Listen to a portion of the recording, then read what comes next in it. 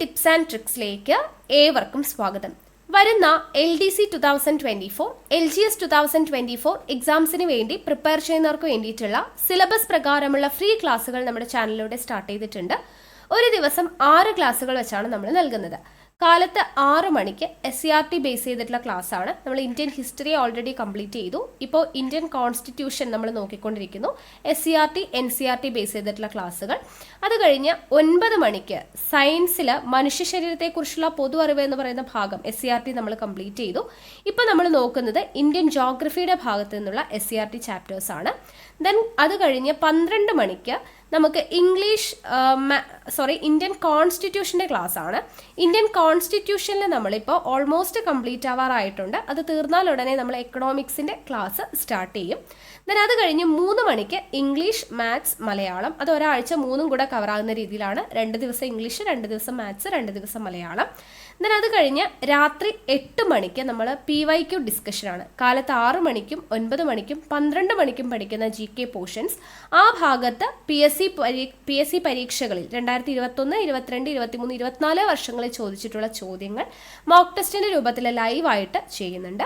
Then രാത്രി 10:30 expected current affairs. വരാനിരിക്കുന്ന എല്ലാ PSC പരീക്ഷകൾക്കും ഒരുപോലെ പ്രധാനപ്പെട്ട എക്സ്പെക്റ്റഡ് കറണ്ട് അഫയേഴ്സ് ലൈവായിട്ട് നമ്മൾ ചെറിയ കോഡ്സും കണക്ഷൻസ് ഒക്കെ യൂസ് ചെയ്തിട്ടാണ് ക്ലാസ് ചെയ്യുന്നത്. അപ്പോൾ 2 ലൈവ് ക്ലാസ്, 4 റെക്കോർഡഡ് ക്ലാസ്, അങ്ങനെ ടോട്ടൽ 6 ക്ലാസ്സുകളാണ് ഒരു ദിവസം പ്രൊവൈഡ് ചെയ്യുന്നത്. അപ്പോൾ മാക്സിമം ക്ലാസ്സുകൾ കണ്ട് പ്രയോജനപ്പെടുത്തുക. എപ്പോഴും പറയുന്നത് പോലെ നോട്ട്സ് തയ്യാറാക്കിയിട്ട് പഠിക്കാം. പുതിയതായിട്ട് ചാനൽ കാണുന്നവരാണെന്നുണ്ടെങ്കിൽ നിങ്ങൾ തുടക്കം മുതലേ കണ്ടുവരാം. അപ്പോൾ അതിനുവേണ്ടി എന്ത് ചെയ്യണം? നമ്മുടെ ടെലഗ്രാം ചാനലിൽ ജോയിൻ ചെയ്യണം. അപ്പോൾ ടെലഗ്രാമിലാണ് നിങ്ങൾക്ക് വേണ്ടിയിട്ടുള്ള കൃത്യമായിട്ടുള്ള ഇൻസ്ട്രക്ഷൻസ് ഒക്കെ നൽകുന്നത്. നമ്മൾ ഓരോ ദിവസത്തെയും ഡേറ്റ് ഇട്ട് ഓരോ കാര്യങ്ങൾ, എന്തൊക്കെ കാര്യങ്ങളാണ് ഒരു ദിവസം പഠിക്കേണ്ടത്, അപ്പോൾ നാളെ പഠിക്കേണ്ട ടോപ്പിക്സ് എന്തൊക്കെയാണെന്നുള്ളത് ഇന്ന് തന്നെ രാത്രി നമ്മൾ നിങ്ങൾക്ക് മെസ്സേജ് ഇട്ട് തരും. അതിനനുസരിച്ച് കാലത്ത് തൊട്ട് ക്ലാസ്സുകൾ സ്റ്റാർട്ട് ചെയ്യും. അപ്പോൾ നിങ്ങൾക്ക് കൃത്യമായിട്ട് ഒരു സമയത്ത് കൃത്യമായിട്ട് നോട്ടിഫിക്കേഷൻസും എല്ലാം ടെലഗ്രാം വഴി നിങ്ങൾക്ക് കിട്ടും.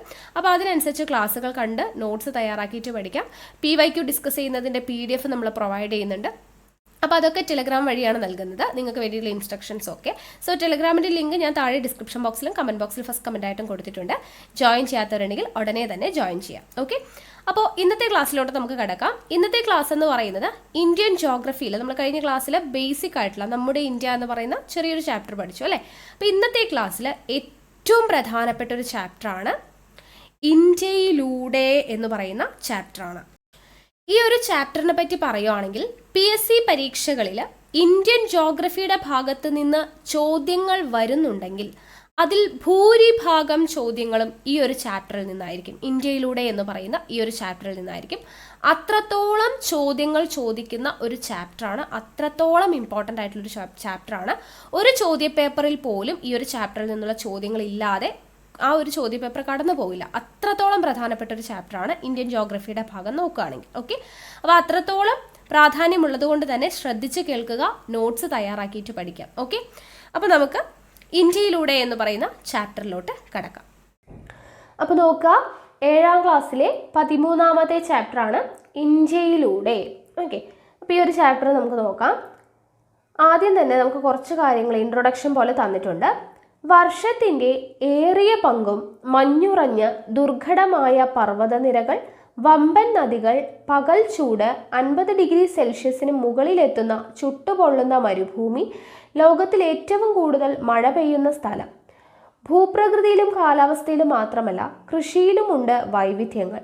ഗോതമ്പും ചോളവും കരിമ്പുമൊക്കെ കൃഷി ചെയ്യുന്ന വിശാലമായ സമതലങ്ങൾ, ഏലം, കുരുമുളക് തുടങ്ങിയ സുഗന്ധവിളകൾ വിളയുന്ന മലമടക്കുകൾ, തെങ്ങും നെല്ലും വളരുന്ന ദൈർഘ്യമേറിയ തീരദേശങ്ങൾ, നാടിൻ്റെ ഈ വൈവിധ്യങ്ങൾക്കൊത്ത് ജീവിതം ക്രമപ്പെടുത്തിയിട്ടുള്ള വ്യത്യസ്തരായ മനുഷ്യർ, അവർക്കിടയിൽ വ്യത്യസ്ത മതവിശ്വാസങ്ങൾ, ആചാരങ്ങൾ, ആഘോഷങ്ങൾ, ഭാഷ, ആഹാരം, വസ്ത്രം, പാർപ്പിടം എന്നിവയിലുണ്ട് വൈവിധ്യങ്ങൾ. ഇതെല്ലാം ചേർന്നതാണ് ഇന്ത്യ.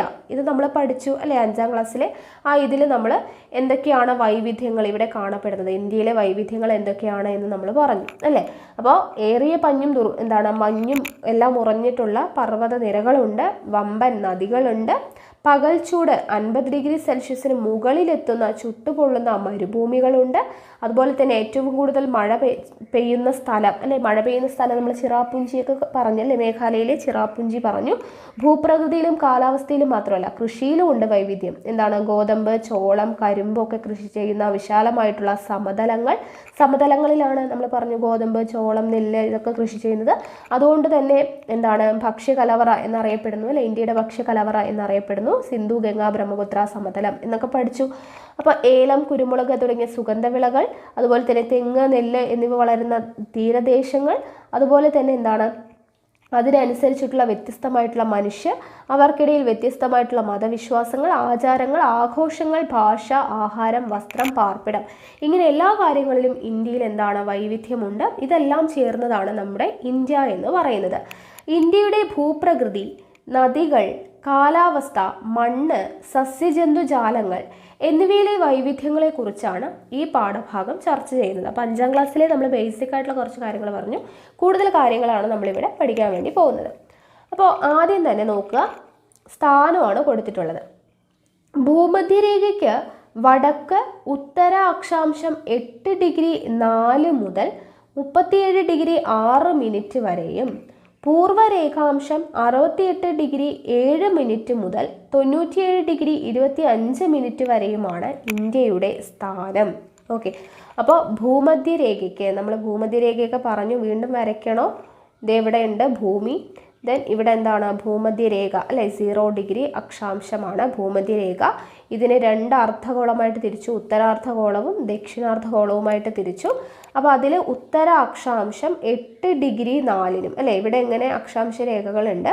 അപ്പോൾ അതിൽ 8 ഡിഗ്രി 4 മിനിറ്റിനും, ഓക്കെ, 8 ഡിഗ്രി 4 മിനിറ്റ് മുതൽ 37 ഡിഗ്രി 6 മിനിറ്റ് വരെയും പൂർവ്വരേഖാംശം, അപ്പോൾ ഉത്തരാക്ഷാംശം എത്രയാണെന്നുള്ളത് പഠിച്ചു വെക്കുക. പൂർവ്വരേഖാംശം 68 ഡിഗ്രി. രേഖാംശം എന്ന് പറഞ്ഞാൽ എന്താണ്? ഇങ്ങനെ സമാന്തരമായിട്ട് ഭൂമധ്യരേഖയ്ക്ക് സമാന്തരമായിട്ട് വരയ്ക്കുന്നതിനെയാണ് നമ്മൾ എന്തെന്ന് പറയുന്നത്? അക്ഷാംശം എന്ന് പറയുന്നത്. ഇപ്പോൾ ഇതാണ് ഭൂമധ്യരേഖയിൽ, അതിന് സമാന്തരമായി വരയ്ക്കുന്നതിനെ അക്ഷാംശം എന്നും, പിന്നീട് നമ്മൾ രേഖാംശം എന്ന് പറയുന്നത് എന്താണ്? ഇങ്ങനെ വരയ്ക്കുന്ന ലൈൻസ് ആണ് അല്ലെ, ഇങ്ങനെ വരയ്ക്കുന്നതിനെയാണ് നമ്മൾ രേഖാംശ രേഖകൾ എന്ന് പറയുന്നത്. അപ്പോൾ ഉത്തര അക്ഷാംശം 8 ഡിഗ്രി 4 മിനിറ്റിനും 37 ഡിഗ്രി 6 മിനിറ്റ് വരെയും പൂർവ്വരേഖാംശം 68 ഡിഗ്രി 7 മിനിറ്റ് മുതൽ 97 ഡിഗ്രി 25 മിനിറ്റ് വരെയുമാണ് ഇന്ത്യയുടെ സ്ഥാനം. അത് നിങ്ങൾ പഠിച്ചു വയ്ക്കുക. 3.28 ദശലക്ഷം നോക്കുക, 3.28 ദശലക്ഷം ചതുരശ്ര കിലോമീറ്റർ വിസ്തൃതിയുള്ള ഇന്ത്യക്ക്, അപ്പോൾ ഇന്ത്യയുടെ വിസ്തൃതി എത്രയാണ്? 3.28 ദശലക്ഷമാണ് ചതുരശ്ര കിലോമീറ്റർ വിസ്തൃതിയുള്ള ഇന്ത്യക്ക് ലോകരാജ്യങ്ങളിൽ വലിപ്പത്തിൽ 7ാം സ്ഥാനമുണ്ട്. അപ്പോൾ വലിപ്പത്തിൽ 7ാം സ്ഥാനമാണ് ഉള്ളത്. ഭൂമധ്യരേഖയ്ക്ക് വടക്ക് ഉത്തര അക്ഷാംശം 8 ഡിഗ്രി 4 മിനിറ്റ് മുതൽ 37 ഡിഗ്രി 6 മിനിറ്റ് വരെയും പൂർവ്വരേഖാംശം 68 ഡിഗ്രി 7 മിനിറ്റ് മുതൽ 97 ഡിഗ്രി 25 മിനിറ്റ് വരെയുമാണ് ഇന്ത്യയുടെ സ്ഥാനം. വിസ്തൃതി എത്രയാണ്? 3.28 ദശലക്ഷമാണ്. ലോകത്തിൽ ഇന്ത്യക്ക് ലോകരാജ്യങ്ങളിൽ വലുപ്പത്തിൽ എത്രാം സ്ഥാനമാണ്? 7ാം സ്ഥാനമാണ് ഉള്ളത്. അപ്പോൾ സ്ഥാനം നമ്മൾ പഠിച്ചില്ലേ? ഓക്കെ, ഇനി നോക്കുക ഹിമവാന്റെ മടിയിൽ. അപ്പോൾ ഇവിടെ ചിത്രം നോക്കുക, ജമ്മു കാശ്മീരിലെ ഒരു ഉൾനാടൻ ഗ്രാമത്തിൻ്റെ വീടാണ് ഈ ചിത്രം കൊടുത്തിട്ടുള്ളത്. ഓക്കെ, അപ്പോൾ പ്രാദേശികമായി ലഭിക്കുന്ന വസ്തുക്കൾ ഉപയോഗിച്ച് നിർമ്മിച്ചിട്ടുള്ള ഈ വീടിൻ്റെ പശ്ചാത്തലത്തിൽ മഞ്ഞു മൂടിയ ഹിമാലയ പർവ്വതനിരകളുടെ താഴ്വരയാണ് നിങ്ങൾ കാണുന്നത്. ഓക്കെ, അപ്പോൾ ഹിമാലയ പർവ്വതനിരയുടെ താഴ്വരയാണ് നമ്മൾ ഈ ചിത്രത്തിൽ കാണുന്നത്. ഈ പർവ്വതനിരകളിൽ ഇന്ത്യയുടെ വടക്കു പടിഞ്ഞാറ് ജമ്മു കാശ്മീർ മുതൽ വടക്കു കിഴക്ക് അരുണാചൽ പ്രദേശ് വരെ നീളുന്ന ഭാഗത്തിന് ഏകദേശം 2400 കിലോമീറ്റർ നീളമുണ്ട്. അപ്പോൾ ഈ പർവ്വതനിരകളിൽ, ഏതു പർവ്വതനിരകളിൽ? ഹിമാലയ പർവ്വതനിരകളിൽ ഇന്ത്യയുടെ വടക്ക് പടിഞ്ഞാറ്, അപ്പം ഇത് ഇന്ത്യ ആണെങ്കിൽ ഇതാണ് വടക്ക് എന്ന് പറയുന്നത് അല്ലേ, നോർത്ത് അല്ലേ, നോർത്ത് വരുന്നത് ഇവിടെയാണ് വെസ്റ്റ് വരുന്നത്. അപ്പോൾ ഇന്ത്യയുടെ വടക്ക് പടിഞ്ഞാറ് ജമ്മു കാശ്മീർ മുതൽ, ഓക്കെ, ജമ്മു കാശ്മീരാണ് എന്താണ് ഇവിടെ വരുന്നത് അല്ലേ, വടക്ക് വരുന്നത് ജമ്മു കാശ്മീരാണ്. അപ്പോൾ ഇന്ത്യയുടെ വടക്ക് പടിഞ്ഞാറ് ജമ്മു കാശ്മീർ മുതൽ എവിടെ വരെ? വടക്ക് കിഴക്ക് അരുണാചൽ പ്രദേശ്, ഇവിടെയാണ് അരുണാചൽ പ്രദേശ് വരുന്നത്. വടക്ക് കിഴക്ക് അല്ലെ, ഇവിടെയാണ് ഈസ്റ്റ് വരുന്നത്. അപ്പോൾ വടക്ക് പടിഞ്ഞാറ് ജമ്മു കാശ്മീർ മുതൽ വടക്ക് കിഴക്ക് അരുണാചൽ പ്രദേശ് വരെ നീളുന്ന ഭാഗത്തിന് എത്ര വരും?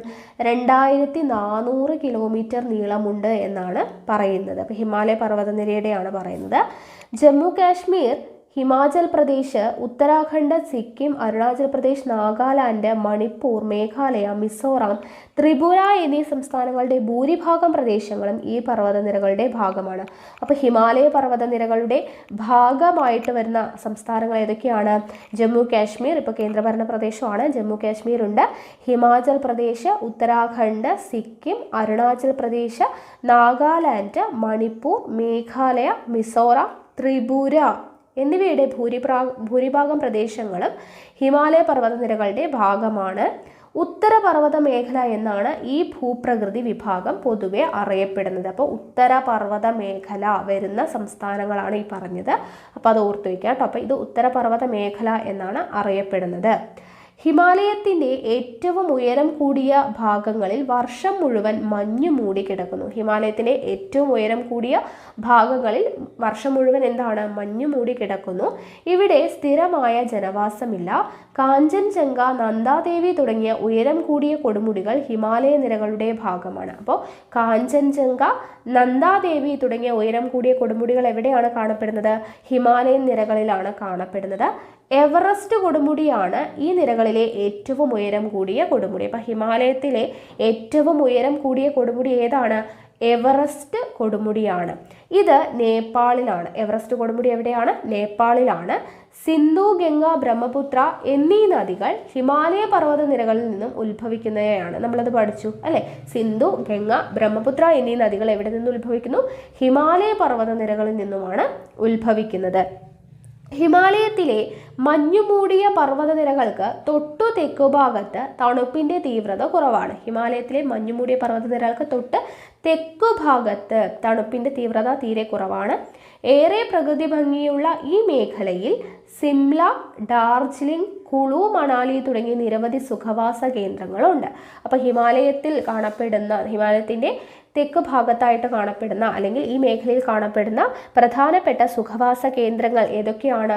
സിംല, ഡാർജിലിംഗ്, കുളു, മണാലി തുടങ്ങിയ സുഖവാസ കേന്ദ്രങ്ങൾ ഹിമാലയത്തിലാണ് കാണപ്പെടുന്നത്.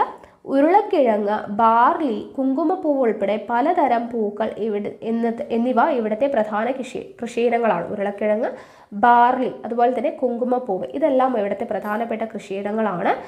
ആപ്പിൾ, ഓറഞ്ച് തുടങ്ങിയ പഴവർഗ്ഗങ്ങളും തേയിലയും ഈ മേഖലയിൽ കൃഷി ചെയ്യുന്ന വിളകളാണ്. ഏതൊക്കെയാണ്? ആപ്പിൾ, ഓറഞ്ച്, പഴവർഗ്ഗങ്ങൾ, അതുപോലെ തന്നെ തേയില, ഇതെല്ലാം മെയിനായിട്ട് ഇവിടെ കൃഷി ചെയ്യുന്നുണ്ട്. ഹിമാലയ നിരകളുടെ ഏറ്റവും തെക്കുഭാഗത്ത് കുന്നുകൾക്ക് എന്താണ്? ഉയരം കുറവാണ്. ഏറ്റവും തെക്കുഭാഗത്ത് ഉയരം കുറവാണ്. ഈ മേഖലയിൽ വൈവിധ്യമാർന്ന വിളകൾ കൃഷി ചെയ്യുന്നു. അപ്പോൾ എന്താണ്? തെക്കുഭാഗത്ത് ഉയരം കുറഞ്ഞ കുന്നുകളാണ്. അപ്പോൾ അവിടെയാണ് ഈ വിളകളെല്ലാം കൃഷി ചെയ്യുന്നത്. ഉത്തരപർവ്വത മേഖലയിൽ ഏറ്റവും ജനസാന്ദ്രത കൂടിയ മേഖലയാണിത്. ഓക്കെ, ഉത്തരപർവ്വത മേഖലയിൽ ഏറ്റവും തെക്കായിട്ട് കാണപ്പെടുന്ന ഉയരം കുറഞ്ഞ കുന്നിൻ പ്രദേശത്തിൽ വിളകൾ കൃഷി ചെയ്യുന്നു എന്ന് പറഞ്ഞു.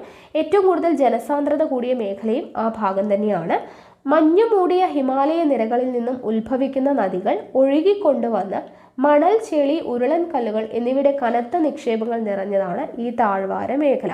അപ്പോൾ ഹിമാലയൻ നദികളിൽ നിന്നും ഉത്ഭവിക്കുന്ന നദികൾ ഒഴുക്കിക്കൊണ്ടുവരുന്ന മണൽ, ചെളി, ഉരുളൻ കല്ലുകൾ എന്നിവയുടെ കനത്ത നിക്ഷേപങ്ങളുള്ള ഈ താഴ്വര. ഓക്കെ, അപ്പോൾ അത്രയാണ്. ദെൻ ഉത്തരപർവ്വത മേഖലയുടെ പ്രാധാന്യമാണ് പറയുന്നത്.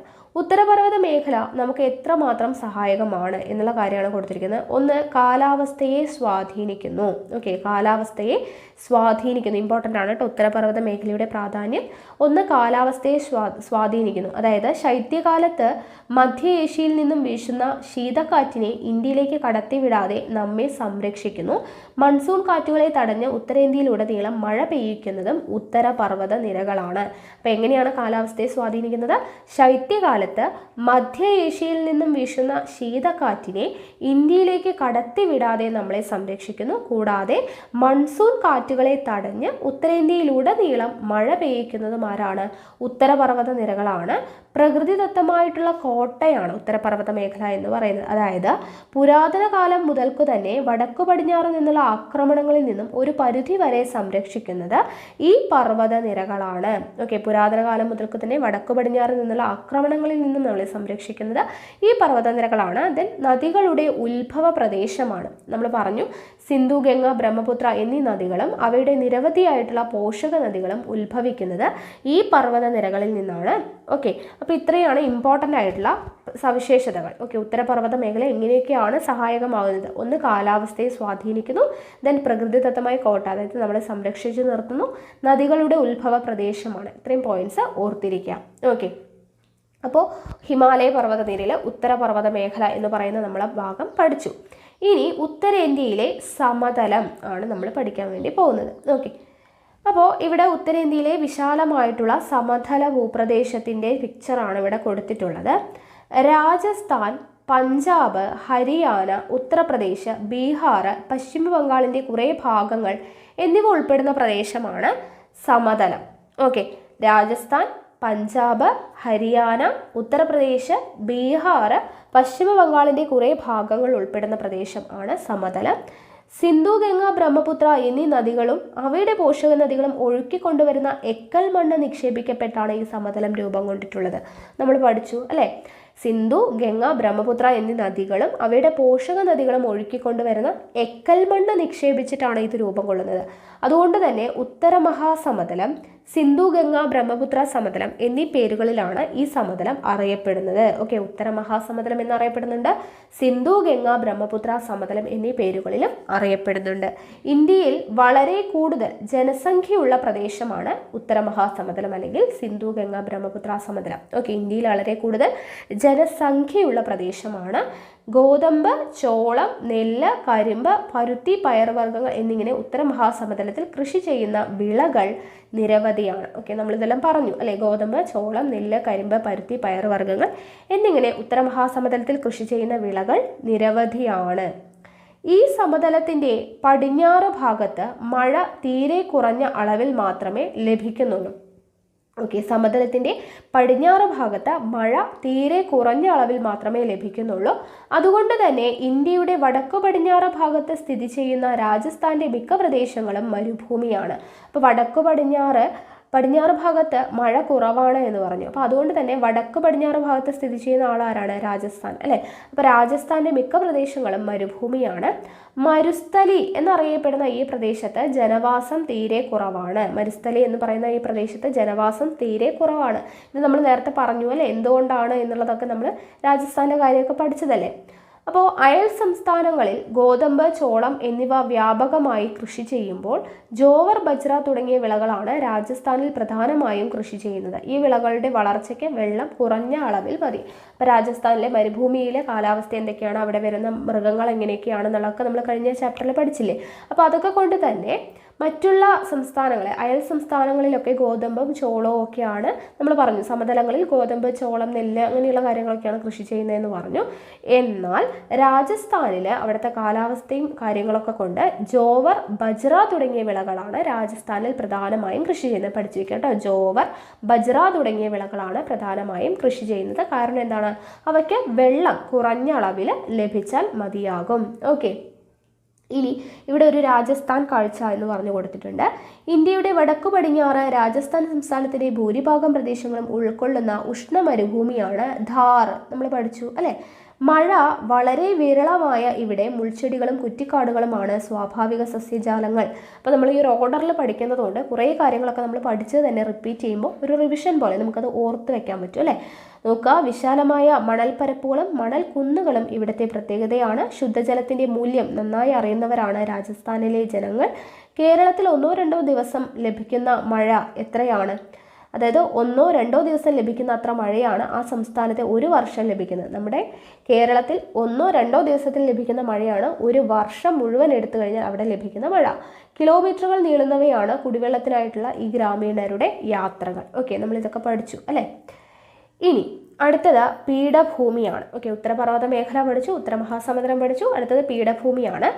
ഉത്തരപർവ്വത മേഖലയിൽ നിന്നും ദക്ഷിണേന്ത്യയിലേക്ക് യാത്ര ചെയ്താൽ സമതല പ്രദേശം കടന്നെത്തുക വിശാലമായ ഒരു പീഠഭൂമി പ്രദേശത്തേക്കാണ്. ഉത്തരപർവ്വത മേഖലയിൽ നിന്നും ദക്ഷിണേന്ത്യയിലേക്ക് യാത്ര ചെയ്തു കഴിഞ്ഞാൽ സമതല പ്രദേശം കഴിഞ്ഞ് വിശാലമായ ഒരു പീഠഭൂമി പ്രദേശത്തേക്കാണ് എത്തുന്നത്.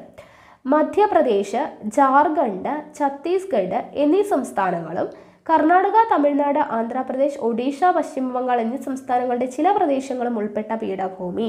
അപ്പോൾ പീഠഭൂമിയിൽ വരുന്ന സംസ്ഥാനങ്ങൾ ഏതൊക്കെയാണെന്ന് പഠിക്കണം കേട്ടോ. ഓരോ ഭാഗവും ഉത്തരമഹാസമുദ്രം നമ്മൾ പഠിച്ചു, ഉത്തരപർവ്വത മേഖല പഠിച്ചു. അപ്പോൾ സംസ്ഥാനങ്ങൾ കറക്റ്റായിട്ട് പഠിക്കുക. മധ്യപ്രദേശ്, ജാർഖണ്ഡ്, ഛത്തീസ്ഗഡ് എന്നീ സംസ്ഥാനങ്ങൾ, ദെൻ കർണാടക, തമിഴ്നാട്, ആന്ധ്രാപ്രദേശ്, ഒഡീഷ, പശ്ചിമ ബംഗാൾ എന്നീ സംസ്ഥാനങ്ങളുടെ ചില പ്രദേശങ്ങളും ഉൾപ്പെട്ട ഈ പീഠഭൂമി പ്രദേശത്തെ ഉപദ്വീപീയ പീഠഭൂമി എന്ന് വിളിക്കുന്നു. എന്താണ് വിളിക്കുന്നത്? ഉപദ്വീപീയ പീഠഭൂമി എന്നാണ് നമ്മൾ വിളിക്കുന്നത്. ഓക്കെ, ഉപദ്വീപീയ പീഠഭൂമി. ഉപദ്വീപീയ പീഠഭൂമിയുടെ ഭാഗമാണ് ഡെക്കാൻ പീഠഭൂമി. ഉപദ്വീപീയ പീഠഭൂമിയുടെ ഭാഗമാണ് എന്ത്? ഡെക്കാൻ പീഠഭൂമി. ഈ പീഠഭൂമിയുടെ മിക്ക ഭാഗങ്ങളും പണ്ടെന്നോ ഒഴുകിപ്പരന്ന ലാവ തണുത്തുറഞ്ഞ രൂപം കൊണ്ടിട്ടുള്ളതാണ്. ഓക്കെ, ഇപ്പോൾ ഡെക്കാൻ പീഠഭൂമി ഉപദ്വീപീയ പീഠഭൂമിയുടെ ഭാഗമാണ്. ഈ പീഠഭൂമിയുടെ മിക്ക ഭാഗങ്ങളും എങ്ങനെയാണ്? ലാവ തണുത്തുറഞ്ഞ് രൂപം കൊണ്ടിട്ടുള്ളതാണ്. ഇത് പൊടിഞ്ഞുണ്ടായിട്ടുള്ള കറുത്ത മണ്ണ് പരുത്തി കൃഷിക്ക് ഏറെ അനുയോജ്യമാണ്. അപ്പോൾ പരുത്തി കൃഷിക്ക് അനുയോജ്യമായ മണ്ണ് ഏതാണ്? കറുത്ത മണ്ണാണ്. വിന്ധ്യ, സത്പുര, ആരവല്ലി, പശ്ചിമഘട്ടം, പൂർവ്വഘട്ടം എന്നീ പർവ്വതനിരകൾ ഉപദ്വീപീയ പീഠഭൂമിയുടെ ഭാഗമാണ്. അപ്പോൾ ഉപദ്വീപീയ പീഠഭൂമിയിൽ വരുന്ന പർവ്വതനിരകൾ ഏതൊക്കെയാണ്? വിന്ധ്യ, സത്പുര, ആരവല്ലി, പശ്ചിമഘട്ടം, പൂർവ്വഘട്ടം എന്നീ പർവ്വതനിരകൾ ഉപദ്വീപീയ പീഠഭൂമിയുടെ ഭാഗമാണ്. കേരളത്തിലെ ആനമുടിയാണ് ഈ മേഖലയിലെ ഏറ്റവും ഉയരം കൂടിയ ഭാഗം. കേരളത്തിലെ ആനമുടിയാണ് ഈ മേഖലയിലെ ഉപദ്വീപീയ പീഠഭൂമിയിലെ ഏറ്റവും ഉയരം കൂടിയ ഭാഗം. ഏതാണ്? കേരളത്തിലെ ആനമുടിയാണ് എന്നുള്ള കാര്യം ഓർത്തിരിക്കുക. പരുത്തി, പയറുവർഗ്ഗങ്ങൾ, നിലക്കടല, കരിമ്പ്, ചോളം, റാഗി, മുളക് എന്നീ വിളകളാണ് പീഠഭൂമി പ്രദേശത്തെ പ്രധാന കൃഷി. എന്തൊക്കെയാണ്? പരുത്തി, പയറുവർഗ്ഗങ്ങൾ, നിലക്കടല, കരിമ്പ്, ചോളം, റാഗി, മുളക് തുടങ്ങിയ വിളകളാണ് പീഠഭൂമി പ്രദേശത്തെ പ്രധാന കൃഷി.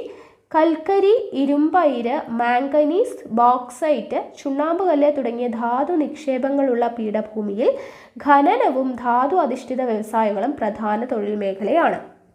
അപ്പോൾ ഇവിടെയുള്ള ധാതു നിക്ഷേപങ്ങൾ, പീഠഭൂമിയിൽ കാണപ്പെടുന്ന ധാതു നിക്ഷേപങ്ങൾ എന്തൊക്കെയാണ്?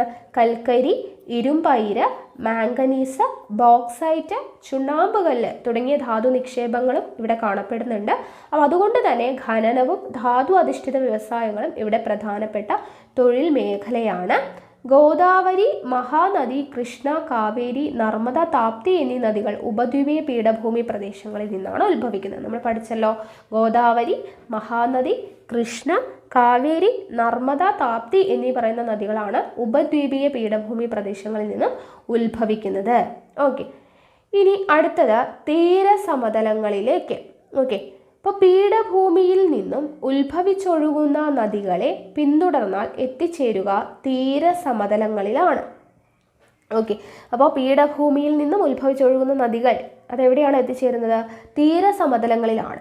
ഏകദേശം 6100 കിലോമീറ്റർ ദൈർഘ്യമുള്ള കടൽ തീരം ഇന്ത്യക്കുണ്ട്. ഇന്ത്യയുടെ കടൽ തീരത്തിൻ്റെ ദൈർഘ്യമാണ് കൊടുത്തിട്ടുള്ളത്. ഏകദേശം 6100 കിലോമീറ്റർ ദൈർഘ്യമുള്ള കടൽ തീരം ഇന്ത്യക്കുണ്ട്. സാമൂഹ്യശാസ്ത്ര ലാബിലെ ഇന്ത്യയുടെ ഭൗതിക ഭൂപടം നമുക്ക് നോക്കിയാൽ കാണാൻ പറ്റും. ബംഗാൾ ഉൾക്കടലിനോട് ചേർന്ന കിഴക്കൻ തീരവും അറബിക്കടലിനോട് ചേർന്ന പടിഞ്ഞാറൻ തീരവും കണ്ടല്ലോ. നമ്മൾ പറഞ്ഞില്ലേ, കിഴക്ക് ബംഗാൾ ഉൾക്കടലും പടിഞ്ഞാറ് അറബിക്കടലുമാണ്. അപ്പോൾ അതിനോട് ചേർന്നിട്ടുള്ള പടിഞ്ഞാറൻ തീരവും നമ്മൾ കണ്ടു. പടിഞ്ഞാറൻ തീരസമതലത്തിന് വീതി കിഴക്കൻ തീരത്തെ അപേക്ഷിച്ച് കുറവാണ്. പടിഞ്ഞാറൻ തീരസമതലത്തിന്, അറബിക്കടലിനോട് ചേർന്ന് കാണുന്ന പടിഞ്ഞാറൻ തീരസമതലത്തിന് എന്ത് കുറവാണ്? വീതി കിഴക്കൻ തീരത്തെ അപേക്ഷിച്ച് കുറവാണ്. ഈ സമതലത്തിൻ്റെ ഭാഗമായി കേരള തീരത്ത് നിരവധി കായലുകളുണ്ട്.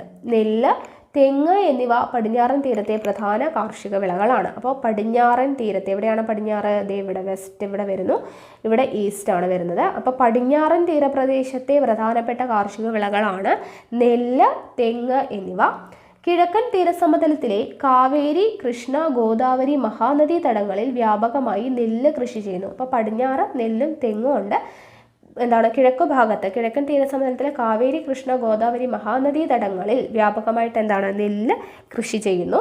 മത്സ്യബന്ധനമാണ് തീരത്തെ ജനങ്ങളുടെ പ്രധാന തൊഴിൽ, നമുക്കറിയുന്നതാണ് അല്ലേ. ഇനി അടുത്തത് സമുദ്രത്തിലെ പച്ചത്തുരുത്തുകൾ എന്ന് പറഞ്ഞിട്ട് കൊടുത്തിട്ടുണ്ട്. അപ്പോൾ നോക്കുക, സമുദ്രത്താൽ ചുറ്റപ്പെട്ട ചെറു ഭൂഭാഗങ്ങളാണ് ദ്വീപുകൾ. നമ്മൾ പറഞ്ഞല്ലേ, സമുദ്രത്താൽ ചുറ്റപ്പെട്ട ചെറുഭാഗങ്ങളാണ് ദ്വീപുകൾ. അറബിക്കടലിലെ ലക്ഷദ്വീപ്, ഇത് നമ്മൾ പറഞ്ഞല്ലോ, അറബിക്കടലിലെ ലക്ഷദ്വീപ് ദ്വീപസമൂഹവും ബംഗാൾ ഉൾക്കടലിലെ ആൻഡമാൻ നിക്കോബാർ ദ്വീപസമൂഹവും നമ്മൾ കണ്ടു അല്ലേ. അപ്പം ലക്ഷദ്വീപിൽ മിക്കവയും പവിഴ ദ്വീപുകളാണ്. കൃഷി നാമമാത്രമായ ലക്ഷദ്വീപിൽ സമുദ്രത്തെ ആശ്രയിച്ചാണ് ജനജീവിതം. ആൻഡമാൻ നിക്കോബാർ ദ്വീപുകളിൽ മിക്കവയിലും നിബിഡമായ വനങ്ങളാണ്. ലക്ഷദ്വീപിൽ മിക്കവാറും പവിഴ ദ്വീപുകളാണ്. അപ്പോൾ അവിടെ ജീവിക്കുന്നവർ സമുദ്രത്തെ ആശ്രയിച്ചാണ് ജനജീവിതം കൊണ്ടുപോകുന്നത്. ആൻഡമാൻ നിക്കോബാർ ദ്വീപുകൾ എടുത്തു കഴിഞ്ഞാൽ അവിടെ നിബിഡമായിട്ടുള്ള വനങ്ങളാണ് കാണപ്പെടുന്നത്. അപ്പോൾ ഇവിടെ നമുക്ക് ദ്വീപുകളെക്കുറിച്ച് പറയുമ്പോൾ ഇവിടെ പവിഴ ദ്വീപുകൾ എന്ന് പറഞ്ഞു കൊടുത്തിട്ടുണ്ട്, അതൊന്ന് നോക്കാം. ഉഷ്ണമേഖലയിലെ സമുദ്രങ്ങളിൽ കാണപ്പെടുന്ന കോറൽ പോളിപ്പുകൾ എന്ന ചെറു സമുദ്രജീവികളുടെ കാൽസ്യം സ്രാവം അടിഞ്ഞുകൂടി പവിഴപ്പുറ്റുകൾ രൂപം കൊള്ളുന്നു. ഉഷ്ണമേഖലയിലെ സമുദ്രങ്ങളിൽ കാണപ്പെടുന്ന കോറൽ പോളിപ്പുകൾ എന്ന ചെറു സമുദ്രജീവികളുടെ കാൽസ്യം സ്രാവം അടിഞ്ഞുകൂടിയിട്ട് എന്ത് രൂപം കൊള്ളുന്നു? പവിഴപ്പുറ്റുകൾ രൂപം കൊള്ളുന്നു. വിവിധ ആകൃതികളിൽ കാണപ്പെടുന്ന ഈ പവിഴപ്പുറ്റുകൾക്ക് മേൽദ്വീപുകൾ രൂപപ്പെടുന്നു. ഇന്ത്യയിൽ ഉൾപ്പെട്ട ലക്ഷദ്വീപും ആൻഡമാൻ നിക്കോബാറിലെ ചില ദ്വീപുകളും ഇത്തരത്തിൽ രൂപപ്പെട്ടതാണ്.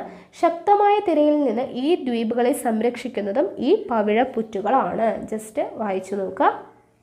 ഇനി ഇന്ത്യയുടെ ഭൂപ്രകൃതി വൈവിധ്യത്തെക്കുറിച്ച് ഇപ്പോൾ നിങ്ങൾ സാമാന്യ ധാരണ നേടിയിട്ടുണ്ടാകും. അതായത് ഇന്ത്യയിലെ ഭൂപ്രകൃതി വിഭാഗങ്ങൾ ഏതൊക്കെയാണ്? നമ്മളിപ്പോൾ പഠിച്ച കാര്യങ്ങൾ: ഉത്തരപർവ്വത മേഖല, ഉത്തര മഹാസമുദ്രം, ഉപദ്വീപീയ പീഠഭൂമി, തീരസമതലങ്ങളും ദ്വീപുകളും. ഇതാണ് ഇന്ത്യയിലെ ഭൂപ്രകൃതി വിഭാഗങ്ങളെ മെയിനായിട്ട് 4ആയിട്ട് തിരിക്കാം. ഉത്തരപർവ്വത മേഖല, ഉത്തര മഹാസമുദ്രം, ഉപദ്വീപീയ പീഠഭൂമി, തീരസമതലങ്ങളും ദ്വീപുകളും. അപ്പോൾ ഈ 4 കാര്യങ്ങൾ നമ്മളിപ്പോൾ ഇത്രയും നേരം പഠിച്ചു അല്ലേ. ഇനി ഇവിടെ നമുക്ക് കൊടുത്തിട്ടുണ്ടൊരു ചിത്രം, ഇന്ത്യയുടെ ഭൂപ്രകൃതി എന്ന് പറഞ്ഞിട്ട്. ഇവിടെ നമുക്ക് ഓരോന്നും കളറായിട്ട് ഇവിടെ കൊടുത്തിട്ടുണ്ട് അല്ലേ, സൂചിക എന്ന് പറഞ്ഞിട്ട് കൊടുത്തിട്ടുണ്ട്. നമ്മളിപ്പോൾ പഠിച്ചല്ലോ ഏതൊക്കെ സംസ്ഥാനങ്ങളാണ് എന്നുള്ളതൊക്കെ. അപ്പോൾ അതൊക്കെ വെച്ചിട്ട് നമുക്ക് തന്നെ അടയാളപ്പെടുത്താം എന്നുള്ളതാണ്. ഓരോന്നും തിരിച്ചറിഞ്ഞിട്ട് അടയാളപ്പെടുത്തുക എന്നുള്ളതാണ് പറഞ്ഞിട്ടുള്ളത്. അപ്പോൾ അത് നമ്മളിപ്പോൾ സംസ്ഥാനം പറഞ്ഞത് നിങ്ങൾ നോക്കിയിട്ട് അടയാളപ്പെടുത്തുക കേട്ടോ. ഇനി അടുത്തത് ഇന്ത്യയിലെ നദികളാണ് കൊടുത്തിട്ടുള്ളത്. അപ്പോൾ ഇന്ത്യയിൽ പണ്ട് മുതൽക്ക് തന്നെ ജനങ്ങൾ സ്ഥിരതാമസത്തിന് തിരഞ്ഞെടുത്തിരുന്ന സ്ഥലങ്ങൾ എന്ന് പറയുന്നത് ഏതാണ്? നദീതടങ്ങൾ തന്നെയാണ്. നദീതടങ്ങളിലാണ് ആളുകൾ സ്ഥിരതാമസത്തിന് വേണ്ടിയിട്ട് തിരഞ്ഞെടുത്തിട്ടുണ്ടാവുക. ഇന്ത്യയിൽ കൃഷി അഭിവൃദ്ധിപ്പെടുന്നതിലും കൃഷിയെ അടിസ്ഥാനമാക്കി ഒരു സംസ്കാരം രൂപപ്പെടുന്നതിലും നദികളുടെ പങ്ക് നിസ്തുലമാണ്. കൃഷി അഭിവൃദ്ധിപ്പെടണമെങ്കിലും കൃഷിയെ അടിസ്ഥാനമാക്കി ഒരു സംസ്കാരം രൂപപ്പെടണമെങ്കിലും അതിൽ ഇമ്പോർട്ടൻ്റ് ആയിട്ടുള്ളൊരു പങ്ക് ആർക്കുണ്ട്? നദികൾക്കുണ്ട്. നദികൾ കൊണ്ടുള്ള പ്രയോജനങ്ങൾ നമ്മൾ എന്തൊക്കെയാണ് എന്നുള്ളത് മുൻ ക്ലാസ്സുകളിൽ പഠിച്ചിട്ടുണ്ട് എന്ന് നമ്മൾ പറഞ്ഞു അല്ലേ. ജലത്തിൻ്റെ ലഭ്യത കൊണ്ടാണ് അവിടെ കൃഷിയും കാര്യങ്ങളും അവരുടെ ജീവിതവും എല്ലാ കാര്യങ്ങളും നടക്കുന്നത് എന്നുള്ളതൊക്കെ നമ്മൾ പറഞ്ഞതാണ്. ഇനി ഇവിടെ നോക്കുക, ഇവിടെ എന്താണ് കൊടുത്തിട്ടുള്ളത്? ഗംഗാ നദിയിലെ വാരണാസിയുടെ ചിത്രമാണ് നമുക്കിവിടെ കാണാനായിട്ട് പറ്റുന്നത്. അപ്പോൾ നോക്കുക, ഗംഗാ നദിക്കരയിലെ വാരണാസിയുടെ ദൃശ്യമാണ്. വാരണാസി പട്ടം രൂപം കൊള്ളുന്നതിൽ ഈ നദിയുടെ സ്വാധീനം എത്രമാത്രം ഉണ്ടായിരിക്കും എന്നൊക്കെയാണ് ഇവിടെ കൊടുത്തിട്ടുള്ളത്. നോക്കുക, സിന്ധു, ഗംഗ, ബ്രഹ്മപുത്ര എന്നീ നദികളും അവയുടെ പോഷക നദികളുമാണ് ഉത്തരേന്ത്യയിലെ പ്രധാനപ്പെട്ട ജലസ്രോതസ്സുകൾ. ഉത്തരേന്ത്യയിലെ പ്രധാനപ്പെട്ട ജലസ്രോതസ്സുകൾ ഏതാണ്? സിന്ധു, ഗംഗ, ബ്രഹ്മപുത്ര എന്നീ നദികളും അവയുടെ പോഷക നദികളുമാണ്. ഹിമാലയത്തിൽ നിന്നും ഉത്ഭവിക്കുന്ന നദികളെ ഹിമാലയൻ നദികൾ എന്ന് വിളിക്കുന്നു. അപ്പോൾ ഇന്ത്യയിലെ നദികളെക്കുറിച്ചാണ് പഠിക്കുന്നത്. ഹിമാലയത്തിൽ നിന്നും ഉത്ഭവിക്കുന്ന നദികളെ ഹിമാലയൻ നദികൾ എന്ന് വിളിക്കുന്നു. ഹിമാലയത്തിലെ മഞ്ഞുമൂടിയ പ്രദേശത്ത് നിന്ന് ഉത്ഭവിക്കുന്നത് കൊണ്ട് ഇവ വേനൽക്കാലത്തും ജലസമൃദ്ധമാണ്. ഹിമാലയത്തിലെ മഞ്ഞുമൂടിയ പ്രദേശങ്ങളിൽ നിന്നാണ് ഉത്ഭവിക്കുന്നത് എന്നുള്ളത് കൊണ്ട് തന്നെ വേനൽക്കാലത്തും എന്താണ്? ഹിമാലയൻ നദികൾ ജലസമൃദ്ധമാണ്. ഹിമാലയൻ നദികൾ ഒഴുക്കിക്കൊണ്ടുവന്ന എക്കൽ നിക്ഷേപിക്കപ്പെട്ടാണ് ഉത്തര മഹാസമുദ്രം രൂപപ്പെട്ടത്. ഇപ്പം നമ്മളിത് 2-3 തവണയായി പറയുന്നു അല്ലേ. എക്കൽ നിക്ഷേപിച്ചുകൊണ്ടാണ് ഉത്തര മഹാസമുദ്രം രൂപപ്പെട്ടത്. ഈ നദികൾ ഒഴുകുന്ന സംസ്ഥാനങ്ങൾ, എത്തിച്ചേരുന്ന സമുദ്രങ്ങൾ എന്നിവ ഭൂപടം നിരീക്ഷിച്ച് കണ്ടെത്തൂ എന്നാണ് പറഞ്ഞിട്ടുള്ളത്. നോക്കുക, അപ്പോൾ നോക്കുക, ഹിമാലയൻ നദികളുടെ കാര്യം പറഞ്ഞു. ഇനി ഉപദ്വീപീയ പീഠഭൂമിയിൽ നിന്നും ഉത്ഭവിക്കുന്ന നദികൾ ഉപദ്വീപീയ നദികൾ എന്നറിയപ്പെടുന്നു. ഉപദ്വീപീയ പീഠഭൂമിയിൽ നിന്നും ഉത്ഭവിക്കുന്ന നദികൾ എന്ത് പേരിൽ അറിയപ്പെടുന്നു? ഉപദ്വീപീയ നദികൾ എന്നറിയപ്പെടുന്നു. ഗോദാവരി, മഹാനദി, കൃഷ്ണ, കാവേരി, നർമ്മദ, താപ്തി എന്നിവയാണ് പ്രധാനപ്പെട്ട ഉപദ്വീപീയ നദികൾ. ഇതും നമ്മൾ പറഞ്ഞു. ഈ നദികൾ മഴയെ ആശ്രയിക്കുന്നതിനാൽ വേനൽക്കാലത്ത് അവയിൽ വെള്ളം തീരെ കുറവായിരിക്കും. ഓക്കെ, മഴയെ ആശ്രയിച്ചുകൊണ്ടാണ് ഉപദ്വീപീയ നദികൾ വരുന്നത്. അപ്പോൾ അതുകൊണ്ട് തന്നെ വേനൽക്കാലത്ത് എന്തായിരിക്കും? ഉപദ്വീപീയ നദികളിൽ വെള്ളം ധാരാളം കുറവായിരിക്കും. അപ്പോൾ ഹിമാലയൻ നദികൾ എന്ന് പറയുമ്പോൾ ഹിമാലയത്തിലെ മഞ്ഞു മൂടപ്പെട്ട പ്രദേശങ്ങളിൽ നിന്നാണ് വരുന്നത്. അതുകൊണ്ട് വേനൽക്കാലത്തും അവിടെ എന്താണ്? അതിൽ ധാരാളം വെള്ളം ഉണ്ടാവും. ഓക്കെ, അപ്പോൾ ഇവിടെ ഓരോ നദികളും അത് എവിടെയാണ് പതിക്കുന്നത് എന്നുള്ളതൊക്കെ നമ്മൾ പഠിച്ചിട്ടുള്ളതാണ്, നമുക്ക് അറിയുന്നതാണ് അല്ലേ. അപ്പോൾ അതൊന്ന് നിങ്ങൾ കോളം ഫില്ല് ചെയ്തേക്കുക. ഇനി അടുത്തത് ഇന്ത്യയിലെ മണ്ണിനങ്ങളെക്കുറിച്ചാണ് കൊടുത്തിട്ടുള്ളത്. മണ്ണിൻ്റെ പ്രാധാന്യത്തെക്കുറിച്ച് മുൻ അധ്യായത്തിൽ നിങ്ങൾ പഠിച്ചിട്ടുണ്ടല്ലോ അല്ലേ. മണ്ണിൻ്റെ കാര്യങ്ങളൊക്കെ നമ്മൾ പറഞ്ഞു. ഇന്ത്യ ഒരു കാർഷിക രാജ്യമായതിനു പിന്നിൽ മണ്ണിനങ്ങൾക്ക് ഗണ്യമായ പങ്കുണ്ട്. വൈവിധ്യമാർന്ന മണ്ണിനങ്ങൾ വ്യത്യസ്ത വിളകളുടെ വളർച്ചയ്ക്ക് സഹായകമാകുന്നു. അപ്പോൾ ഇവിടുത്തെ പ്രധാനപ്പെട്ട മണ്ണിനങ്ങൾ ഏതൊക്കെയാണ് എന്നുള്ളതാണ് ഇതിവിടെ കൊടുത്തിട്ടുള്ളത് പിക്ചർ ആക്കിയിട്ട്. ഇവിടെ പച്ച നിറത്തിൽ കാണപ്പെടുന്നത് എക്കൽ മണ്ണാണ്. ദേ കിടക്കുന്ന പച്ച നിറത്തിൽ കാണപ്പെടുന്നത് എന്താണ്? എക്കൽ മണ്ണാണ്. ഓക്കെ, ഇവിടെ ചിത്രത്തിൽ നമുക്ക് അടയാളപ്പെടുത്തിയിട്ടുണ്ട്. എക്കൽ മണ്ണാണ് പച്ച നിറം കാണുന്നത്. ഇനി കറുത്ത നിറത്തിൽ കാണപ്പെടുന്നത് കറുത്ത മണ്ണാണ്. ദെൻ അടുത്തത് എന്താണ്? ദേ ഇവിടെ ഒരു സിമെൻറ്റിൻ്റെ കളർ കൊടുത്തിട്ടുണ്ട്, അത് മരുഭൂമി മണ്ണ്. ഓക്കെ, മരുഭൂമി മണ്ണാണ്. ദെൻ ഒരു യെല്ലോ കളറിൽ കൊടുത്തിട്ടുണ്ട്, അത് ലാറ്ററൈറ്റ് മണ്ണാണ്. ഓക്കെ, യെല്ലോ കളറിൽ കാണപ്പെടുന്നത് ലാറ്ററൈറ്റ് മണ്ണാണ്.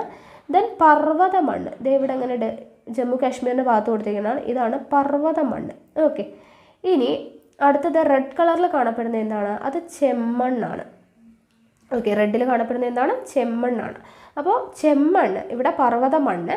ദെൻ പച്ച കാണുന്നത് എക്കൽ മണ്ണ്, ഇവിടെ കാണപ്പെടുന്നത് രാജസ്ഥാൻ ഭാഗത്ത് വരുന്നത് മരുഭൂമി മണ്ണ്. ദെൻ കറുത്ത മണ്ണ്, റെഡിൽ കാണപ്പെടുന്നത് ചെമ്മണ്ണ്, യെല്ലോ കളറിൽ കാണപ്പെടുന്നത് ലാറ്ററൈറ്റ് മണ്ണ്. ഓക്കെ, അപ്പോൾ ഇങ്ങനെ വ്യത്യസ്ത തരമായിട്ടുള്ള മണ്ണുകളാണ് കാണപ്പെടുന്നത്. ഓക്കെ, ഈ ചിത്രം കാണുമ്പോൾ നമുക്ക് അറിയാൻ പറ്റും. അപ്പോൾ ഉത്തരമഹാസമതലത്തിലെയും മറ്റ് നദീതടങ്ങളിലെയും മണ്ണിനമായിട്ടുള്ള എക്കൽ മണ്ണാണ് ഏറ്റവും ഫലഭൂയിഷ്ടമായത്. അപ്പോൾ ഇവിടെ ഇത്രയും മണ്ണുകൾ പറഞ്ഞാൽ എക്കൽ മണ്ണ്, കറുത്ത മണ്ണ്, ലാറ്ററൈറ്റ് മണ്ണ്, പർവ്വത മണ്ണ്, മരുഭൂമി മണ്ണ്, ചെമ്മണ്ണ്, ഇതൊക്കെ പറഞ്ഞു. അപ്പോൾ അതിൽ ഉത്തരമഹാസമതലത്തിലെയും മറ്റ് നദീതടങ്ങളിലെയും മണ്ണിനമായിട്ടുള്ള എക്കൽ മണ്ണാണ് എന്ത്? ഏറ്റവും ഫലപുഷ്ടമായത്.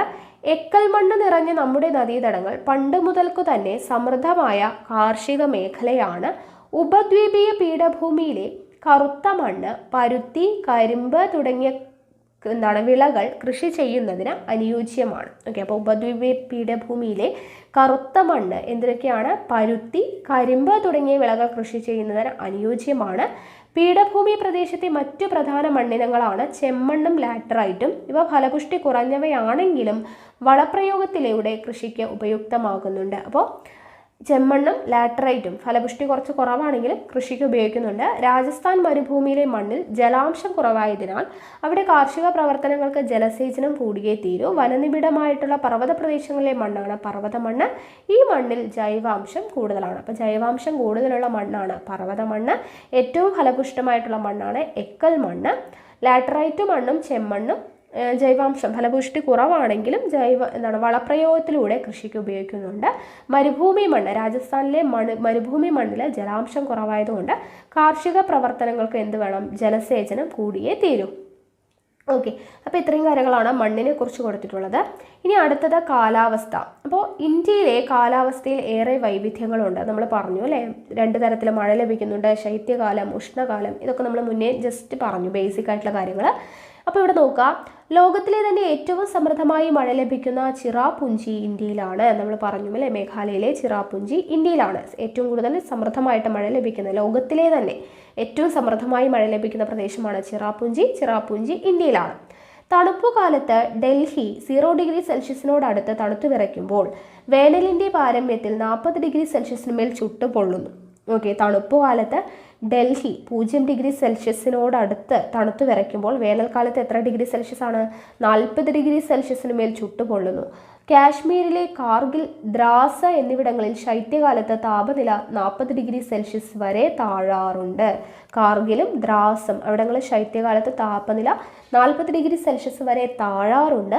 ഈ വൈവിധ്യങ്ങൾ നിലനിൽക്കുമ്പോഴും ഇന്ത്യയുടെ കാലാവസ്ഥ ഉഷ്ണമേഖലാ മൺസൂൺ കാലാവസ്ഥ എന്നാണ് പൊതുവെ അറിയപ്പെടുന്നത്. അപ്പോൾ ഇത്രയും വൈവിധ്യം ഉണ്ടെങ്കിൽ കൂടി ഇന്ത്യയുടെ കാലാവസ്ഥ എങ്ങനെയാണ് അറിയപ്പെടുന്നത്? ഉഷ്ണമേഖലാ മൺസൂൺ കാലാവസ്ഥ എന്നാണ് അറിയപ്പെടുന്നത്. ഇന്ത്യയിൽ പൊതുവെ 3 വ്യത്യസ്ത കാലങ്ങളുണ്ട്. ഏതൊക്കെയാണ്? ഉഷ്ണകാലം, ശൈത്യകാലം, മഴക്കാലം. Summer season, winter season, rainy season. ഇങ്ങനെ 3 കാലമാണ് ഉള്ളത്. കാലാവസ്ഥ 3 കാലാവസ്ഥയാണുള്ളത്. അപ്പോൾ അതിൽ ആദ്യം ഉഷ്ണകാലത്തെക്കുറിച്ച് നോക്കാം. ഉഷ്ണകാലം നമുക്ക് എല്ലാവർക്കും അറിയാം, മാർച്ച് മുതൽ മെയ് വരെയാണ് ഇന്ത്യയിൽ ഉഷ്ണകാലം അനുഭവപ്പെടുന്നത്, അല്ലെ? മാർച്ച് മുതൽ മെയ് വരെയാണ് ഉഷ്ണകാലം. ഈ കാലയളവിൽ ഉത്തരേന്ത്യയിൽ അത്യുഷ്ണം അനുഭവപ്പെടുന്നു. ദക്ഷിണേന്ത്യയുടെ തീരപ്രദേശങ്ങളിൽ സമുദ്ര സാമീപ്യമുള്ളതിനാൽ ഉഷ്ണം കഠിനമാകാറില്ല. ദക്ഷിണേന്ത്യയുടെ തീരപ്രദേശങ്ങളിൽ സമുദ്ര സാമീപ്യമുള്ളതിനാൽ ഉഷ്ണം കഠിനമാകാറില്ല. ഈ കാലയളവിൽ ഇന്ത്യയിൽ പൊതുവെ വരൾച്ച അനുഭവപ്പെടുന്നു. ചിലയിടങ്ങളിൽ ഒറ്റപ്പെട്ട വേനൽ മഴ ലഭിക്കാറുണ്ട്. അപ്പോൾ വരൾച്ച അനുഭവപ്പെടുന്നു എന്ന് പറഞ്ഞു, അല്ലേ? അപ്പോൾ എന്താണ് ഈ വരൾച്ച എന്ന് പറയുന്ന പ്രകൃതി ദുരന്തം എന്ന് കൊടുത്തിട്ടുണ്ട്. കുറഞ്ഞ മഴയോ ജലത്തിൻ്റെ അമിത ചൂഷണമോ കാരണം കടുത്ത ജലദൗർലഭ്യം അനുഭവപ്പെടുന്ന സാഹചര്യമാണ് എന്താ? വരൾച്ച. നമുക്കറിയാം, അല്ലേ? കുറഞ്ഞ മഴ ലഭിക്കുക അല്ലെങ്കിൽ ജലത്തിൻ്റെ അമിതമായിട്ടുള്ള ചൂഷണമോ കാരണം കടുത്ത ജലദൗർലഭ്യം അനുഭവപ്പെടുന്ന സാഹചര്യമാണ് വരൾച്ച. ഇന്ത്യയിൽ ഏകദേശം 1/3 പ്രദേശങ്ങളും വരൾച്ച ബാധിതമാണെന്ന് കണ്ടെത്തിയിട്ടുണ്ട്.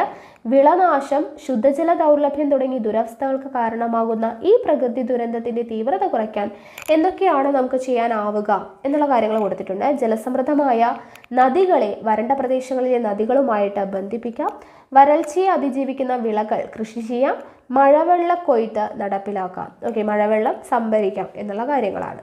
അപ്പോൾ വരൾച്ച ഇല്ലാതാക്കാൻ എന്തൊക്കെ കാര്യങ്ങൾ ചെയ്യാമെന്നുള്ളത്. അപ്പോൾ ഉഷ്ണകാലം അത്രയാണ് പറയുന്നത്. മാർച്ച് മുതൽ മെയ് വരെയുള്ള കാലഘട്ടമാണ് ഉഷ്ണകാലം എന്നുള്ളത് ജസ്റ്റ് മനസ്സിലാക്കി വെക്കാം. അടുത്ത ശൈത്യകാലം. ശൈത്യകാലം എന്ന് പറയുന്നത് എവിടെ മുതൽ എവിടെ വരെയാണ്? ഡിസംബർ മുതൽ ഫെബ്രുവരി വരെ. ഈ മാസങ്ങൾ തന്നെ പരീക്ഷയ്ക്ക് ചോദിക്കാറുണ്ട് കേട്ടോ. അപ്പോൾ അത് പഠിച്ചു വെക്കണം. ശൈത്യകാലം എന്ന് പറയുന്നത് ഡിസംബർ മുതൽ ഫെബ്രുവരി വരെയാണ് എന്താ ശൈത്യകാലം അനുഭവപ്പെടുന്നത്. അപ്പോൾ ഉത്തരേന്ത്യയിൽ അതിശൈത്യം അനുഭവപ്പെടുന്ന ഈ കാലത്ത് ഹിമാലയ പർവ്വതനിരകളിൽ മഞ്ഞുവീഴ്ച ഉണ്ടാകാറുണ്ട്. ഉത്തരേന്ത്യയിൽ അതിശൈത്യം അനുഭവപ്പെടുന്ന ഒരു കാലഘട്ടമാണ് ഡിസംബർ മുതൽ ഫെബ്രുവരി വരെ. പക്ഷേ ആ സമയത്ത് ഹിമാലയ പർവ്വതനിരകളിൽ മഞ്ഞുവീഴ്ച ഉണ്ടാകാറുണ്ട്. പൊതുവെ വരണ്ട അന്തരീക്ഷം നിലനിൽക്കുന്ന ശൈത്യകാലത്ത് പഞ്ചാബിലും പരിസര പ്രദേശങ്ങളിലും എന്ത് കിട്ടാറുണ്ട്? മഴ ഉണ്ടാകാറുണ്ട്. ഇത് ഗോതമ്പ് കൃഷിക്ക് അനുയോജ്യമാണ്. എല്ലായിടത്തും ശൈത്യകാലം ഉണ്ടാവുമ്പോൾ പഞ്ചാബിലും ചില പരിസര പ്രദേശങ്ങളിലും എന്ത് ലഭിക്കും? മഴ ലഭിക്കാറുണ്ട്. അത് അവിടുത്തെ ഗോതമ്പ് കൃഷിക്ക് അനുയോജ്യമാണ്. ഉത്തരേന്ത്യയെ അപേക്ഷിച്ച് ദക്ഷിണേന്ത്യയിൽ ശൈത്യത്തിൻ്റെ കാഠിന്യം എന്താണ്? കുറവാണ്. ഉത്തരേന്ത്യയെ അപേക്ഷിച്ച് ദക്ഷിണേന്ത്യയിൽ ശൈത്യത്തിൻ്റെ കാഠിന്യം വളരെ കുറവാണ്. ഇനി അടുത്തത് മഴക്കാലമാണ്. മഴക്കാലം ഇന്ത്യയിൽ 2 മഴക്കാലങ്ങളാണുള്ളത്. നമ്മൾ ഫസ്റ്റ് തന്നെ പഠിച്ചല്ലോ, ജൂൺ മുതൽ സെപ്റ്റംബർ വരെയാണ് ആദ്യത്തേത്. അപ്പോൾ ഇക്കാലത്ത് ഇന്ത്യൻ മഹാസമുദ്രത്തിൽ നിന്നും ഈർപ്പം വഹിച്ചു കൊണ്ടുവരുന്ന കാറ്റുകളെ പർവ്വതനിരകൾ തടഞ്ഞു നിർത്തുന്നതിനാൽ പടിഞ്ഞാറൻ തീരത്തും വടക്കുകിഴക്കൻ സംസ്ഥാനങ്ങളിലും ഹിമാലയത്തിൻ്റെ അടിവാര മേഖലകളിലും ധാരാളം മഴ ലഭിക്കുന്നു. അപ്പോൾ ഇന്ത്യയിൽ 2 മഴക്കാലങ്ങളാണുള്ളത്. ആദ്യത്തേത് ജൂൺ മുതൽ സെപ്റ്റംബർ വരെയാണ്. അപ്പോൾ ഈ കാലഘട്ടത്തിൽ ഇന്ത്യൻ മഹാസമുദ്രത്തിൽ നിന്നും എന്ത് ചെയ്യുന്നു? ഈർപ്പം വഹിച്ചു കൊണ്ടുവരുന്ന കാറ്റുകളെ പർവ്വതനിരകൾ തടഞ്ഞു നിർത്തുന്നതിനാൽ പടിഞ്ഞാറൻ തീരത്തും വടക്കു കിഴക്കൻ സംസ്ഥാനങ്ങളിലും ഹിമാലയത്തിൻ്റെ അടിവാര മേഖലകളിലും ധാരാളമായി മഴ ലഭിക്കുന്നു. തെക്കു പടിഞ്ഞാറൻ മൺസൂൺ കാലം എന്നറിയപ്പെടുന്ന ഇക്കാലത്താണ് ഇന്ത്യയിൽ ഏറ്റവും കൂടുതൽ മഴ ലഭിക്കുന്നത്. അപ്പോൾ ഏറ്റവും കൂടുതൽ ഇന്ത്യയിൽ മഴ ലഭിക്കുന്നത് തെക്കു പടിഞ്ഞാറൻ മൺസൂൺ കാലമാണ്. അത് എപ്പോൾ മുതൽ എപ്പോൾ വരെയാണ്? ജൂൺ മുതൽ സെപ്റ്റംബർ വരെ ലഭിക്കുന്ന മഴയാണ് തെക്കു പടിഞ്ഞാറൻ മൺസൂൺ കാലം. ചെറിയൊരു ഇടവേളയ്ക്ക് ശേഷം ഒക്ടോബർ നവംബർ മാസങ്ങളിൽ വീണ്ടും മഴയുടെ കാലമാണ്. ഒക്ടോബർ നവംബർ മാസങ്ങളിൽ ലഭിക്കുന്ന മഴയെ പറയുന്ന പേരാണ് വടക്കുകിഴക്കൻ മൺസൂൺ കാലം. വടക്കുകിഴക്കൻ ജൂൺ മുതൽ സെപ്റ്റംബർ വരെ ലഭിക്കുന്നത് തെക്ക് പടിഞ്ഞാറൻ മൺസൂൺ കാലം. ഒക്ടോബർ ടു നവംബർ മാസങ്ങളിൽ ലഭിക്കുന്ന മഴയാണ് വടക്കുകിഴക്കൻ മൺസൂൺ കാലം. ഇക്കാലത്ത് ഏറ്റവും കൂടുതൽ മഴ ലഭിക്കുന്നത് ഇന്ത്യയുടെ കിഴക്കൻ തീരത്താണ്, പ്രത്യേകിച്ച് തമിഴ്നാട്, ആന്ധ്ര തീരങ്ങളിൽ. കേരളത്തിലും ഈ മഴ ലഭിക്കുന്നു. അപ്പോൾ കിഴക്കൻ തീരങ്ങളിലാണ് വടക്കുകിഴക്കൻ മഴ കൂടുതലായിട്ട് ലഭിക്കുന്നത്. അപ്പോൾ മഴയെക്കുറിച്ച് പറയുമ്പോൾ പറയാൻ പറ്റുന്ന പ്രത്യേകിച്ച് ഇമ്പോർട്ടൻ്റ് ആയിട്ടുള്ള ഒരു കാര്യമാണ് വെള്ളപ്പൊക്കം, അല്ലേ? വെള്ളപ്പൊക്കം ഭീഷണിയാവുമ്പോൾ മഴക്കാലത്ത് രാജ്യത്തിൻ്റെ വിവിധ ഭാഗങ്ങളിൽ സംഭവിക്കുന്ന വെള്ളപ്പൊക്കം കൃഷിയിടങ്ങൾക്കും മനുഷ്യവാസസ്ഥലങ്ങൾക്കും ഭീഷണിയാണ്. മൺസൂൺ കാലത്തെ അതിവർഷം, നദീതീരങ്ങൾ കയ്യേറി കെട്ടിടങ്ങൾ നിർമ്മിക്കുന്നത്, വയലുകൾ മണ്ണിട്ട് നികത്തുന്നത് എന്നിവ ഇന്ത്യയിൽ വെള്ളപ്പൊക്കം ഉണ്ടാകുന്നതിന് കാരണങ്ങളാണ്. അപ്പോൾ വെള്ളപ്പൊക്കം ഉണ്ടാകുന്നതിന് കാരണം എന്തൊക്കെയാണ് നോക്കുക. വെള്ളപ്പൊക്കം കൃഷിയിടങ്ങൾ, മനുഷ്യസ്ഥലങ്ങൾ എന്നിവയ്ക്ക് ഭീഷണിയാണ്. അതിനുള്ള കാരണമാണ് പറയുന്നത്. മൺസൂൺ കാലത്തെ അതിവർഷം, മൺസൂൺ കാലത്ത് അമിതമായിട്ട് മഴ പെയ്യുന്നത്, നദീതീരങ്ങൾ കയ്യേറി കെട്ടിടങ്ങൾ നിർമ്മിക്കുന്നത്, വയലുകൾ മണ്ണിട്ട് നികത്തുന്നത്, ഇതെല്ലാം വെള്ളപ്പൊക്കത്തിനുള്ള മെയിൻ കാരണങ്ങളാണ്. ജീവനും സ്വത്തിനും കനത്ത നാശം വിതയ്ക്കുന്ന ഈ പ്രകൃതി ദുരന്തത്തെ തടയാനും അപകട തീവ്രത കുറയ്ക്കാനുമായിട്ട് സ്വീകരിച്ച നടപടികൾ എന്തൊക്കെയാണ്? നേരത്തെ വരൾച്ചയെ തടയാനുള്ള നടപടികളില്ലേ, അതുപോലെ വെള്ളപ്പൊക്കം തടയാനായിട്ട് സ്വീകരിച്ച നടപടികളാണ്.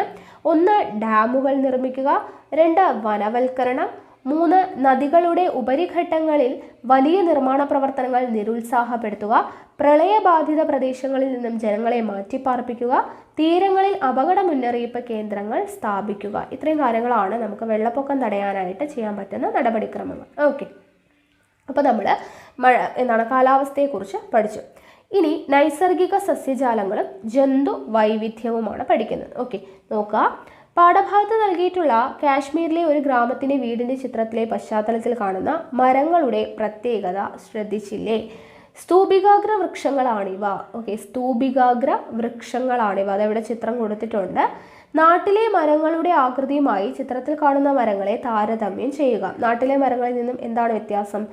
അതായത് ഒരു പ്രദേശത്തെ ഭൂപ്രകൃതി, കാലാവസ്ഥ, മണ്ണിനങ്ങൾ എന്നീ ഭൗതിക സവിശേഷതകൾക്കനുസൃതമായി അവിടെ വളരുന്ന സ്വാഭാവിക സസ്യയിനങ്ങളാണ് നൈസർഗിക സസ്യജാലങ്ങൾ. അപ്പോൾ എന്താണ് നൈസർഗിക സസ്യജാലങ്ങൾ എന്ന് പറഞ്ഞാൽ ഒരു പ്രദേശത്തെ ഭൂപ്രകൃതി, കാലാവസ്ഥ, മണ്ണിനങ്ങൾ എന്നീ ഭൗതിക സവിശേഷതകൾക്കനുസൃതമായി അവിടെ വളരുന്ന സ്വാഭാവിക സസ്യ ഇനങ്ങളാണ് നൈസർഗിക സസ്യജാലങ്ങൾ.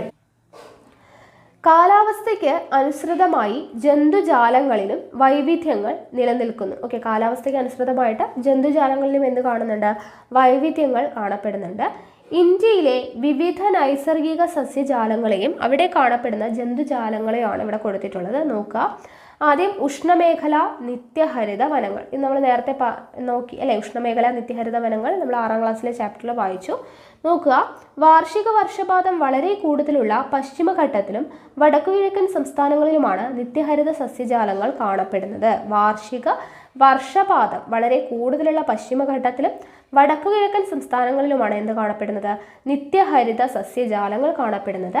സിംഹവാലൻ കുരങ്ങ്, പലതരം പാമ്പുകൾ, വിവിധയിനം ഷഡ്പദങ്ങൾ, ലോകത്തിലെ ഏറ്റവും വലിയ നിശാശലഭമായിട്ടുള്ള അറ്റ്ലസ് മോത്ത് തുടങ്ങി നിരവധി ശലഭ ഇനങ്ങൾ ഈ കാടുകളിലുണ്ട്. അപ്പോൾ ഇവിടെ നമുക്ക് പഠിക്കാനുള്ളത് സിംഹവാലൻ കുരങ്ങ് കാണപ്പെടുന്നത് നിത്യഹരിത വനങ്ങളിലാണ്. അതുപോലെ തന്നെ പലതരം പാമ്പുകൾ, വിവിധയിനം ഷഡ്പദങ്ങൾ, ലോകത്തിലെ ഏറ്റവും വലിയ നിശാശലഭം ഏതാണ്? അറ്റ്ലസ് മോത്താണ്. ഏറ്റവും വലിയ നിശാശലഭം അറ്റ്ലസ് മോത്താണ്.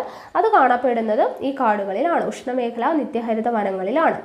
ഇനി ഉഷ്ണമേഖല നിത്യഹരിത വനങ്ങൾ നമ്മൾ പഠിച്ചു അല്ലെ? നൈസർഗിക സസ്യജാലങ്ങൾ ഏതൊക്കെയാണെന്നുള്ളതാണ്. ഉഷ്ണമേഖല നിത്യഹരിത വനങ്ങൾ കഴിഞ്ഞു. അടുത്തത് ഇലപൊഴിയും കാടുകൾ. ഇലപൊഴിയും കാടുകൾ എന്ന് പറയുന്നത് കാലികമായി മാത്രം മഴ ലഭിക്കുന്ന പ്രദേശങ്ങളിൽ ഇലപൊഴിയും കാടുകൾ കാണപ്പെടുന്നു. ഓക്കെ, കാലികമായി മാത്രം മഴ ലഭിക്കുന്ന പ്രദേശങ്ങളിലാണ് ഇലപൊഴിയും കാടുകൾ കാണപ്പെടുന്നത്. ഇന്ത്യൻ ഉപദ്വീപിലെ കൂടുതൽ പ്രദേശങ്ങളിലും ഇലപൊഴിയും കാടുകളാണുള്ളത്. പല ജാതി മാനുകൾ, മുയൽ, മയിൽ, വേഴാമ്പൽ, മറ്റു തരം പക്ഷികൾ, കാട്ടുപോത്ത്, ആന, കടുവ, പുലി എന്നിങ്ങനെ ജന്തുവൈവിധ്യം ഏറ്റവും കൂടുതലുള്ള വനങ്ങളാണ് ഇലപൊഴിയും കാടുകൾ. അപ്പോൾ കാലികമായി മാത്രം മഴ ലഭിക്കുന്ന പ്രദേശങ്ങളാണ് ഇലപൊഴിയും കാടുകൾ കാണപ്പെടുന്നത്. അവിടെയുള്ള മൃഗങ്ങൾ ഏതൊക്കെയാണ്? ആന, മയിൽ, വേഴാമ്പൽ, അതുപോലെ തന്നെ ആന, കടുവ, പുലി, പോത്ത് അങ്ങനെയുള്ള ജീവികളൊക്കെയാണ് അവിടെ കാണപ്പെടുന്നത്. അടുത്തത് മുൾച്ചെടികളും കുറ്റിക്കാടുകളും. മുൾച്ചെടികളും കുറ്റിക്കാടുകളും എന്ന് പറയുമ്പോൾ രാജസ്ഥാൻ മരുഭൂമിയിലും ഉപദ്വീപിൻ്റെ മധ്യഭാഗങ്ങളിലും മഴ തീരെ കുറവായതിനാൽ മുൾച്ചെടികളും കുറ്റിക്കാടുകളുമാണ് വളരുന്നത്. നമ്മൾ പറഞ്ഞല്ലേ, മരുഭൂമിയിൽ മുൾച്ചെടികളും കുറ്റിക്കാടുകളും ഒക്കെയാണ് കാണപ്പെടുന്നത് മഴ തീരെ കുറവായതിനാൽ.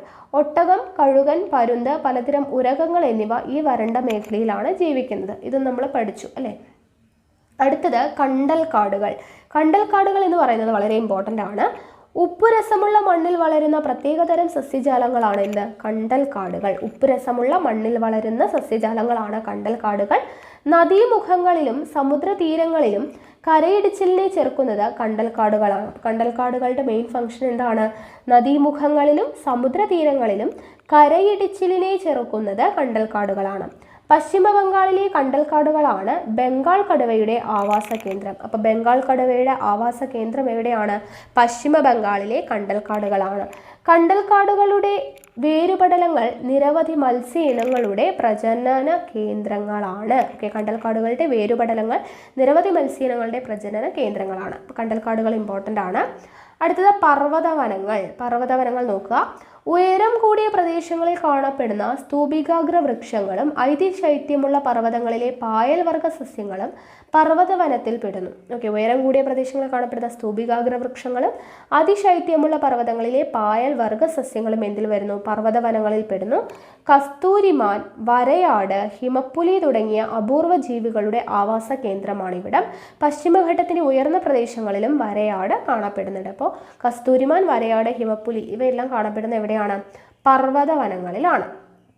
ഓക്കെ, അപ്പോൾ ഭൂപ്രകൃതി, കാലാവസ്ഥ, മണ്ണിനങ്ങൾ, സസ്യജന്തുജാലങ്ങൾ എന്നിവയിൽ മറ്റു രാജ്യങ്ങളിൽ നിന്ന് ഏറെ വ്യത്യസ്തമായും വൈവിധ്യവുമുള്ള രാജ്യമാണ് ഇന്ത്യ എന്ന് നമ്മൾ മനസ്സിലാക്കി അല്ലേ?